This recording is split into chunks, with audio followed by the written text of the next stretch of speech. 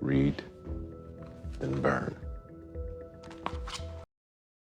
LAPD akan menghadiri acara pertemuan tahunan pejabat kota termasuk divisi kriminal. Semua wajib hadir di acara itu. Sebelum acara itu dimulai, divisi kriminal mendapatkan email yang baru saja masuk. Sebuah foto seorang pria yang disekap dengan nama Spencer Wallace. Pelaku dalam email itu mengajak LAPD bermain dengannya karena Spencer tidak mau bermain. Di foto Spencer, terdapat tulisan 2 jam untuk bergerak, kode yang harus dipecahkan. Oz mendapat data identitas Spencer Wallace berumur 37 tahun menjalankan perusahaan desain interior kecil. Oz dan Daphne kemudian menuju tempat tinggal Spencer. Tidak ada jawaban, hanya ditemukan satu kotak hitam di depan pintunya.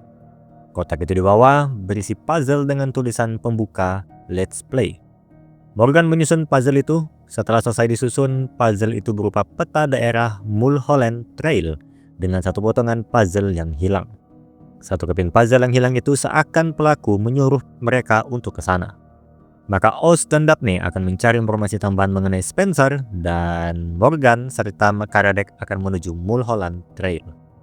Morgan dan Karadec sudah sampai di sana. Mereka menemukan permainan lain dari pelaku, Loco Oko, permainan mencocokkan warna atau nomor.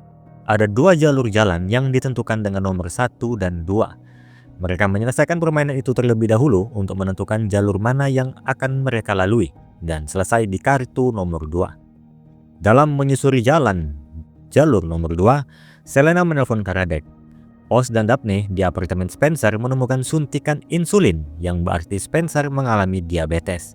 2 jam yang dimaksud pelaku adalah waktu yang dimiliki Spencer sampai diabetesnya kambuh jika tanpa suntikan itu. Dengan waktu yang sekarang sudah berjalan, sisa waktu tinggal setengah jam. Di saat itu Morgan melihat permainan lanjutan dari pelaku, sebuah angka dengan petunjuk perkalian dan penambahan. It's azimuth and elevation. Menggunakan teropong yang ada di dekat situ, Morgan mengatur teropong di arah 240 derajat arah horizontal dan negatif 10 arah vertikal, dan menemukan satu tempat, yaitu Valley Day Storage, sebuah unit penyimpanan. Segeralah mereka menuju ke sana dengan waktu yang tersisa sedikit.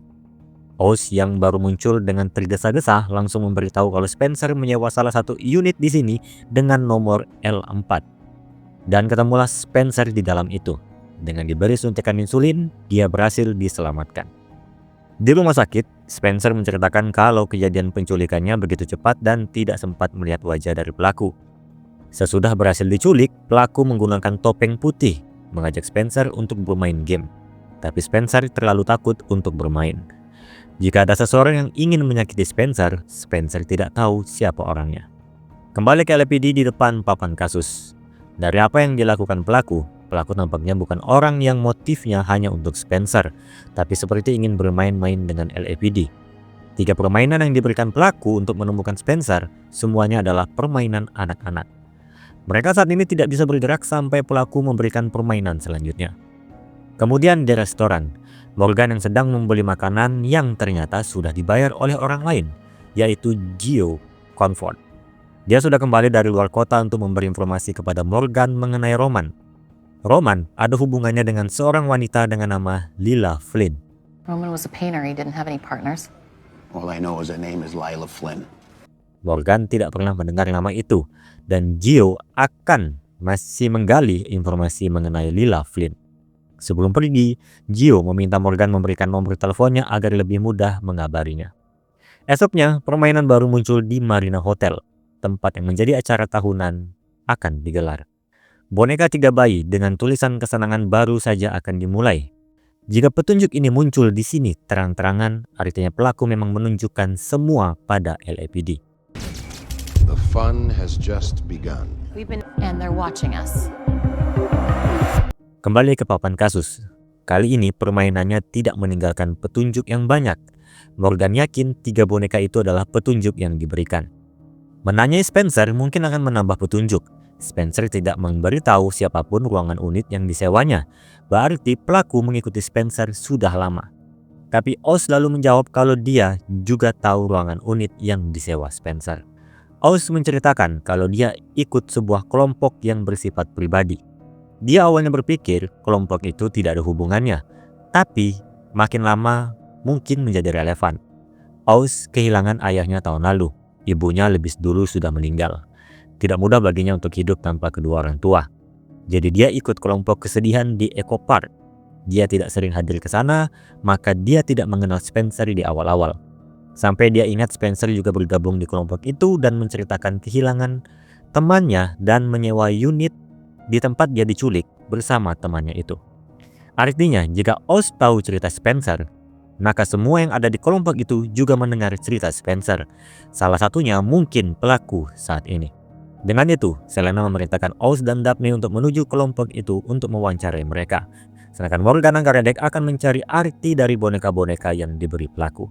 Pindah ke Oz dan Daphne di kelompok kesedihan. Mewawancarai orang-orang di sana. Semua punya alibi dalam kasus Spencer. Jadi pindah ke pertanyaan, apakah ada orang-orang yang menyukai permainan apapun itu? Semua menjawab satu nama yang sama, yaitu David. David. Yeah, David. He used to always talk about how much he missed playing games with his family. Kehilangan keluarganya, terutama adiknya, dan dulu sering mengadakan permainan dengan keluarganya. Tidak pernah muncul lagi di kelompok ini. Pindah ke sisi Morgan, masih belum menemukan petunjuk baru. Dia mengajak Selena dan Karadec untuk berbicara sebentar mengenai informasi yang diberikan Gio Comfort sebelumnya, yaitu Lila Flynn.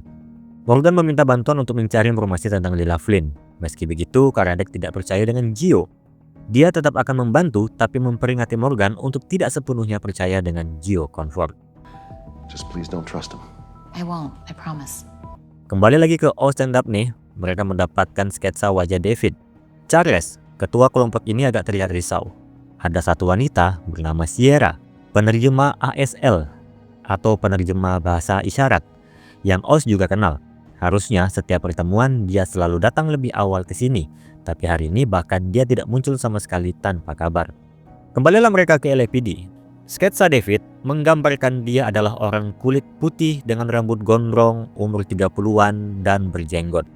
Dan Daphne mendapatkan identitas Sierra, bernama lengkap Sierra Schumann, tinggal di Santa Monica Boulevard. Menujulah ke sana, apartemennya tampak rusak. Tampak ada perlawanan yang dilakukan Sierra sebelum diculik. Morgan melihat pintu lemari yang berdekatan dengan lemari buku. Pintu akan tertabrak lemari jika posisinya seperti itu. Artinya lemari itu sempat digeser. Morgan menyuruh untuk mematikan lampu dan menemukan tulisan pelaku dengan pesan, "Kau tidak bisa berkata dalam gelap." Lalu Morgan berpikir, apa yang tidak bisa dilihat dalam gelap tapi bisa saat terang? Tell. Sierra adalah penerjemah bahasa isyarat. Tidak bisa berkata dalam gelap, artinya tidak bisa menunjukkan bahasa isyarat dalam gelap. Pindah ke LAPD. Morgan mengingat 3 boneka yang diberikan pelaku. Tangan 3 boneka itu menunjukkan tangan dengan bahasa isyarat di mana menunjukkan kata X1 COPI. Morgan mencoba menyusun kata-kata itu menjadi Pico X1, tempat galeri tua yang tutup beberapa waktu lalu. Pico X1. Menujulah ke sana. Ada berangkas di mana suara Sierra terdengar. Timer juga ada di sana yang menunjukkan Sierra sudah di dalam selama 36 menit. Dengan oksigen yang sedikit, tidak cukup waktu untuk memanggil tim SWAT yang akan tiba dalam 45 menit. Morgan melihat sekeliling. Foto seni yang ada di sini adalah permainan selanjutnya dari pelaku. Permainan Jacks. Tiap foto mewakili permainan itu di tiap negara dengan jumlah batu yang berbeda-beda. Yang artinya itu adalah kode untuk membuka berangkas tersebut. 5, 7. Sierra berhasil diselamatkan. Kasus ini tampaknya belum selesai. Menjelang permainan lanjutan, malam ini mereka harus menghadiri acara meskipun kasus masih berjalan. Pindah ke apartemen Karadec. Dia memanggil Oliver yang akan memberikan informasi mengenai Lila Flynn. Lila Flynn adalah agen lapangan yang menyamar untuk FBI. Dia dibunuh 15 tahun lalu, ditembak di halaman belakang rumahnya sendiri dengan terlihat seperti dieksekusi. Salah satu kasus terakhir yang ditangani Lila melibatkan orang bernama Roman Cinquera yang menghilang tak lama setelah kematiannya. Informasi lainnya diberikan ke Karadec untuk dia baca sendiri.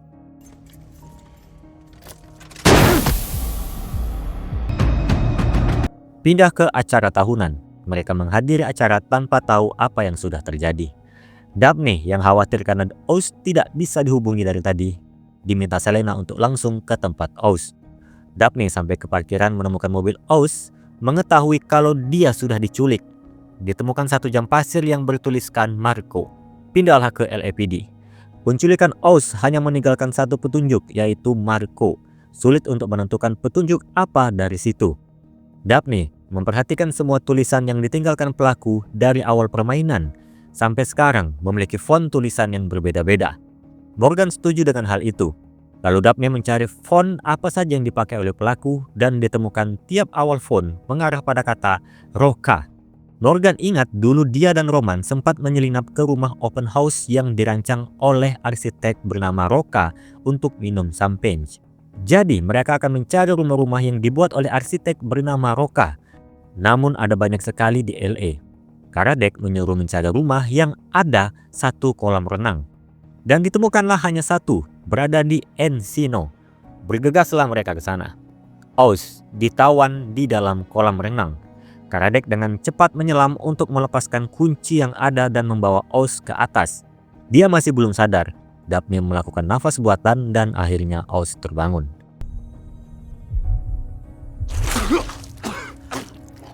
Setelah semuanya, Oz pernah menceritakan di kelompok kesedihan kalau dulu dia pernah menyelamatkan gadis kecil yang hampir tenggelam dan hampir saja tidak bisa diselamatkan. Seolah kejadian itu sekarang terjadi pada dirinya. Ini meyakinkan kalau pelaku memang salah satu yang ada di kelompok itu dengan nama David. Teror permainan dari pelaku berhenti di sini, menjadikan pertama kali di series ini kasus tidak selesai. Esoknya, Karadec mendatangi tempat Gio Comfort, datang sebagai teman Morgan. Di sini diketahui kalau Comfort memiliki putra. Alasan dia tidak ingin polisi mendatanginya adalah tidak ingin terjadi apa-apa dengan putranya. Membantu Morgan adalah hal terakhir yang sebenarnya tidak ingin dia lakukan. Maka itu Karadec bertanya, kenapa Gio mau membantu Morgan? Gio mempunyai alasan sendiri dan Karadec menghormati jika Gio tidak ingin memberitahu. Karadec hanya ingin meminta sedikit saja apa yang Comfort tahu tentang Roman. What else do you have on Roman? Come on. Di LAPD, ditemukanlah rumah milik Charles dan Jacqueline Peck. Mereka memiliki anak kembar bernama David Roy Peck, 38 tahun, dan adiknya David Casey yang sudah meninggal saat berumur 10 tahun. David Peck tidak ada identitasnya dalam database LAPD. Tidak ada riwayat apapun, jadi siapapun yang menemukan David Peck, Selena menyuruh menunjukkan foto itu pada semua media agar segera cepat tertangkap. Alright, now until this guy is in custody, it is all hands on deck. Let's get to work, people. Bisnisnya Morgan, dia bersama-sama anaknya baru selesai membeli perlengkapan untuk pergi liburan. Ketika salah satu perlengkapan terjatuh oleh Elliot, seorang pria datang membantu, mengajak bicara sebentar dengan Morgan lalu pergi ke dalam. Sepulang dari sana, Elliot yang mengecek barang-barang menemukan satu mainan yang dirasa bukan dia dan Eva yang membelinya. Morgan melihat mainan itu. Di baliknya ada tulisan dari pelaku. Tulisan itu tertuju pada Morgan. Pelaku akan mengajak bermain kembali, tapi hanya antara Morgan dan pelaku saja. Secara bersamaan di LAPD, foto 2 tahun lalu David Peck ditemukan saat masih di pusat rehabilitasi di Connecticut. Tapi agak berbeda dengan sketsa. Daphne yang sudah menelpon pusat rehabilitasi tersebut menemukan kalau David Peck masih ada di sini. Yang artinya, pelaku yang bermain-main di kasus ini bukanlah David Roy Peck. Pelaku tanpa identitas yang secara tidak langsung sudah bertemu dengan Morgan di supermarket.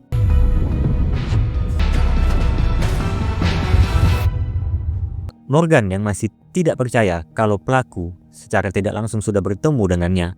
Saat itu Karadec menelpon Morgan, mengatakan dia tahu di mana Roman Cinquera. Suami Morgan yang sudah lama hilang ternyata masih hidup.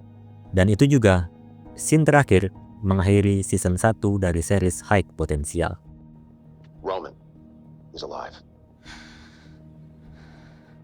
Oke, jadi itu adalah episode terakhir dari season 1 High Potential. Siapakah pelaku yang mengadakan permainan yang sebenarnya melakukan semua itu kepada Morgan? Dan di manakah Roman Cinquera? Dan apa yang sebenarnya membuat dia menghilang 15 tahun yang lalu?